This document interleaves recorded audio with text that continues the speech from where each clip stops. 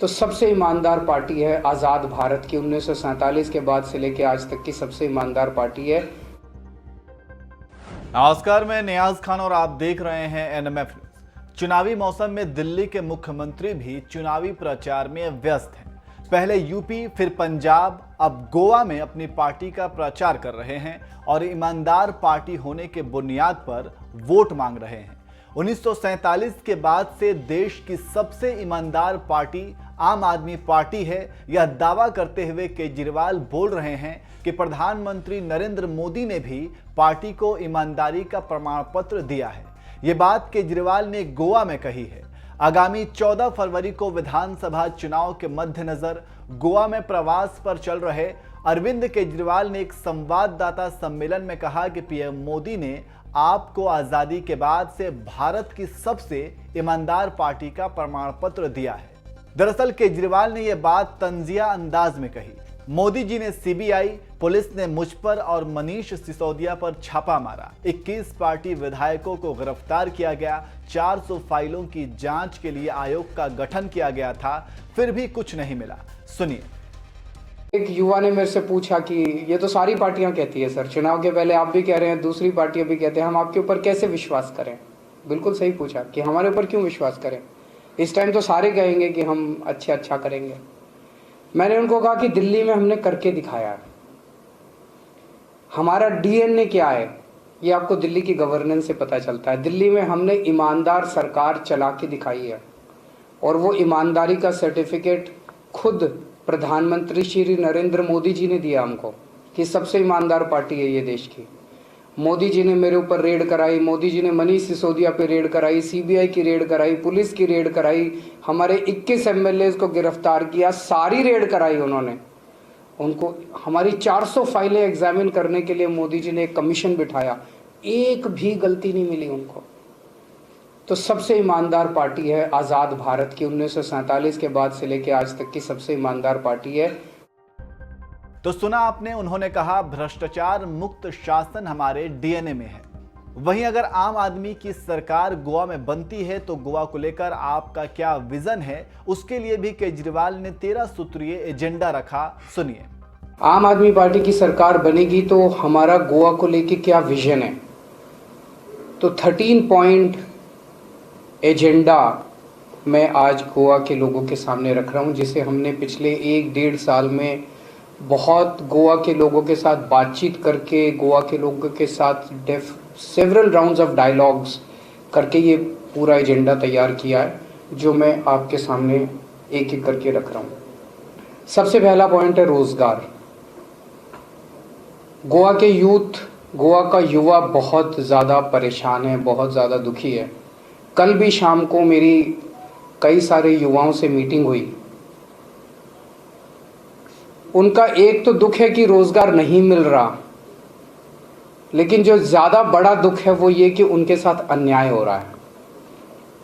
सबको मालूम है कि नौकरियां कम हैं, लेकिन वो कम नौकरियां गलत तरीके से रिश्वत लेके या सिफारिश के ज़रिए गलत लोगों को दी जा रही है। There is no equality of opportunity. सबको बराबरी का हक नहीं मिल रहा। अगर कोई ज़्यादा इंटेलिजेंट है, उसके अच्छे मार्क्स आए हैं, उसको नौकरी नहीं मिलती। तो ये ख़त्म किया जाएगा। तो सुना आपने, आपके 13 सूत्रीय एजेंडे में युवाओं के रोजगार को पहली प्राथमिकता दी गई है। इसके अलावा जिन्हें रोजगार नहीं मिलेगा उन्हें 3000 रुपये प्रति माह की सहायता मिलेगी। आइए आपको अब बताते हैं कि केजरीवाल के 13 सूत्रीय एजेंडा में और क्या क्या शामिल है। सभी युवाओं के लिए रोजगार, माइनिंग की शुरुआत, भूमि अधिकार प्रदान करेंगे, बेहतर शिक्षा, मुफ्त स्वास्थ्य सेवा, भ्रष्टाचार का खात्मा, 18 से अधिक उम्र की हर महिला को 1000 रुपये महीना, किसानों की समस्या का समाधान, व्यापार में बढ़ावा, पर्यटन में बढ़ावा, 24 घंटे बिजली मुफ्त, 24 घंटे पानी मुफ्त। तो देखा आपने, ये आम आदमी पार्टी के द्वारा जारी 13 सूत्रीय एजेंडे की लिस्ट है। आइए जाते जाते आगे केजरीवाल ने क्या कुछ कहा आपको सुनाते हैं। तो कल मैंने जब उनको कहा कि हमारी सरकार बनेगी तो हम उन्होंने कहा सब बहुत ज़्यादा करप्शन है, बहुत ज़्यादा करप्शन है, जब तक आप रिश्वत नहीं देते तब तक नौकरी नहीं मिलती, और या आपको सीएम की कंस्टिट्यूएंसी का होना पड़ेगा, उसका वोटर होना पड़ेगा, फलाने की कंस्टिट्यूएंसी है। जस्ट अ फ्यू कंस्टिट्यूएंसीज विच कुछ कंस्टिट्यूएंसीज हैं जहाँ सारी नौकरियाँ जा रही हैं। ऐसा क्यों है? क्योंकि वो चाहते हैं कि हमारे ये वोटर बन जाएं, तो गलत तरीके से। तो हमने कहा हमारी सरकार बनेगी तो हम करप्शन को इसको दूर करेंगे। और तो फिर एक युवा ने मेरे से पूछा कि ये तो सारी पार्टियां कहती है सर, चुनाव के पहले आप भी कह रहे हैं, दूसरी पार्टियां भी कहते हैं, हम आपके ऊपर कैसे विश्वास करें?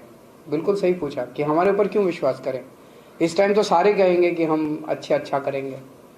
मैंने उनको कहा कि दिल्ली में हमने करके दिखाया, हमारा डीएनए क्या है ये आपको दिल्ली की गवर्नेंस से पता चलता है। दिल्ली में हमने ईमानदार सरकार चला के दिखाई है, और वो ईमानदारी का सर्टिफिकेट खुद प्रधानमंत्री श्री नरेंद्र मोदी जी ने दिया हमको कि सबसे ईमानदार पार्टी है ये देश की।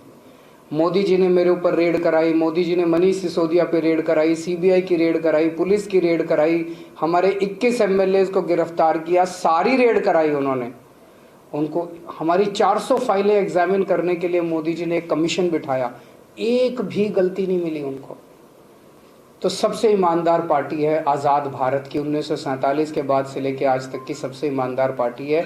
गोवा में सरकार बनेगी, ईमानदारी से सरकार चलाएंगे और बच्चों को रोजगार देंगे, सबको रोजगार देंगे। जिनको रोजगार नहीं मिलेगा उनको 3,000 रुपये महीना बेरोजगारी भत्ता मिलेगा। दूसरा पॉइंट है माइनिंग। माइनिंग में बहुत बड़े बड़े वेस्टेड इंटरेस्ट्स हैं, बहुत बड़े बड़े। ऐसा नहीं हो सकता कि ये लोग ट्राई करें और माइनिंग शुरू ना हो सके। माइनिंग शुरू हो तो सकती है, उसके अंदर बहुत बड़े बड़े वेस्टेड इंटरेस्ट है, कोई इधर खींच रहा है, कोई उधर खींच रहा है, वो करना नहीं चाहते, वो माइनिंग शुरू करना नहीं चाहते। हमारी नीयत साफ है, साफ नीयत वाली सरकार होगी। सरकार बनने के 6 महीने के अंदर हम लोग माइनिंग शुरू करेंगे। लैंड राइट्स, बहुत परिवार ऐसे हैं जिन्हें उनको ज़मीनों का मालिकाना हक मिलना चाहिए।